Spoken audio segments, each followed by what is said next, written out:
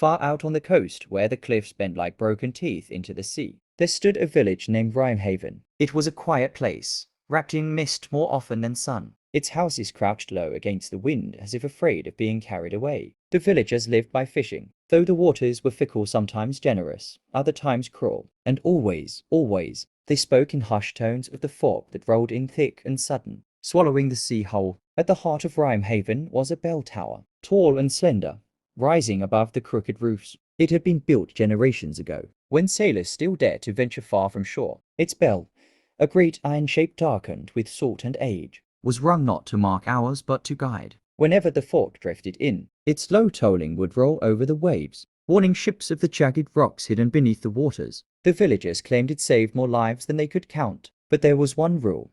The bell was only to be rung when the fog came of its own. Never, they warned, was it to be rung on a clear day, for the bell did not just call out to men, it called to other things as well. Ira, the daughter of a fisherman last to the sea, grew up with that bell as her lullaby. She would sit by the tower's base, listening to its groaning song when the fog pressed close, and imagine her father's spirit hearing it, finding his way home. As she grew older, she took the duty of bellkeeper, climbing the narrow stairs to ring it when the mist rolled in. One morning, after a night of restless dreams, Ira awoke to the sound of silence. The sea was calm, the air startlingly clear, but she felt something wrong in her chest, like a weight. She climbed the tower anyway. From its top, she saw nothing but a horizon stretched wide and empty, the world too quiet. And against every warning she had ever been given, she set her hands to the rope and pulled. The bell's cry rolled across the bright sky, echoing into the still sea. At first, nothing happened. Then, far on the horizon,